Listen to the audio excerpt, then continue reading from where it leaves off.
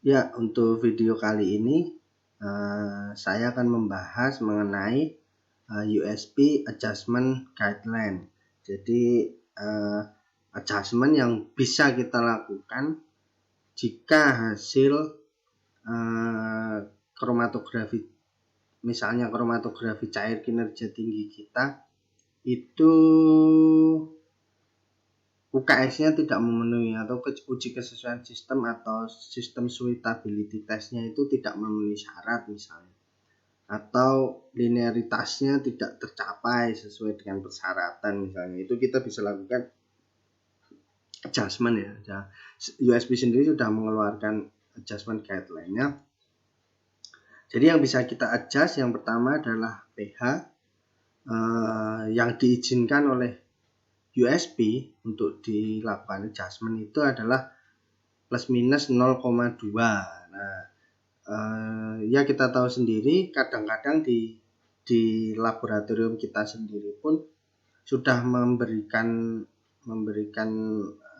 aturan mengenai plus minus dalam pH ini. Juga di metode analisis biasanya juga sudah dituliskan, biasanya sekitar 0,1. Jadi menurut USB sendiri guideline yang dikeluarkan itu boleh plus minus 0,2. Nah, ini juga boleh dilakukan untuk yang fase geraknya isokratik maupun gradien. Jadi dua-duanya boleh dilakukan adjustment. Kemudian buffer konsentrasinya, konsentrasi buffernya itu menurut USB adjustment guideline itu boleh plus minus 10%. Jadi 10% dari konsentrasi yang tertulis di metode analisisnya. Itu juga boleh untuk isokratik dan gradien. Dan untuk mobile phase atau fase gerak itu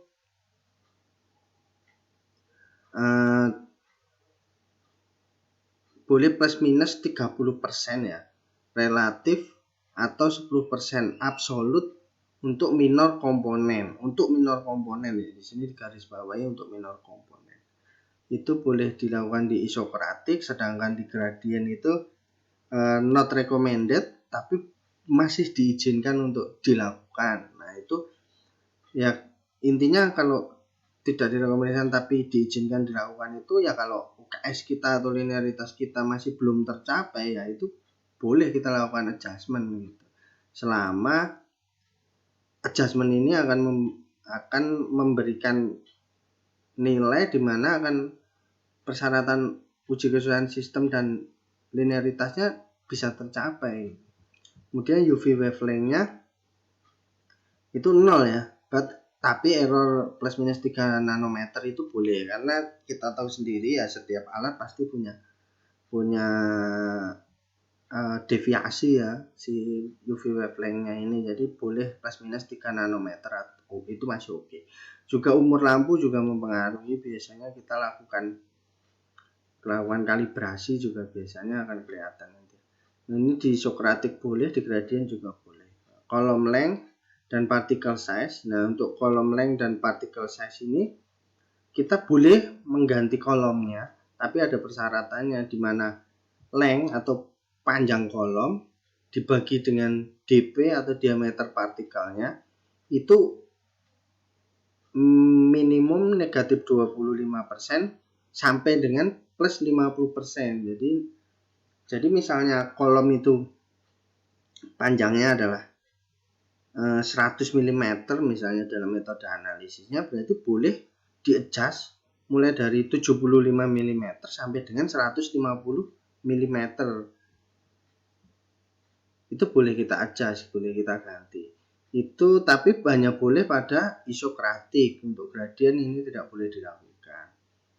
Atau bisa juga dengan N sama dengan negatif 25% sampai dengan plus 50%. Kemudian kolom diameter itu oke if linear velocity constant. Itu hanya untuk yang isokratik ya. Jadi kolom diameter kolom itu boleh dilakukan selama linear velocity-nya itu masih konstan. Kemudian flow rate Flow rate itu juga boleh selama linear velocity constant plus an additional plus minus 50% exceptions.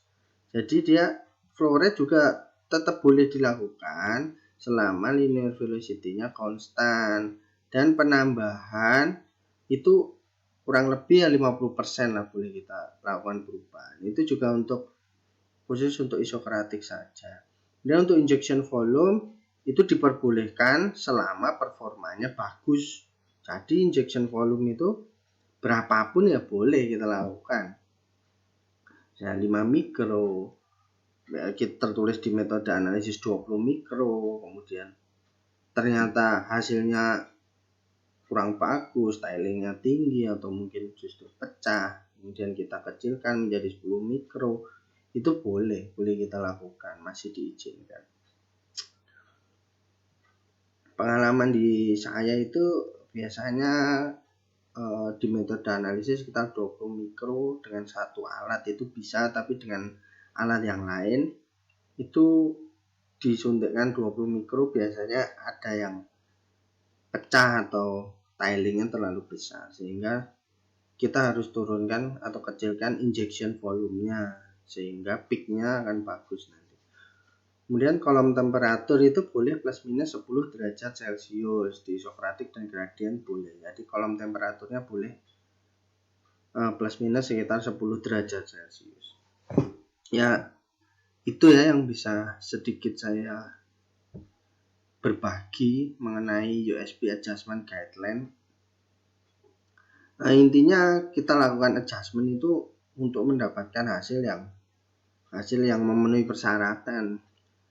Tentu saja misalnya uji kesesuaian sistemnya, di mana RSD-nya harus kurang dari sama dengan 2%, linearitasnya, kemudian juga di situ tiling faktornya, kemudian resolusinya,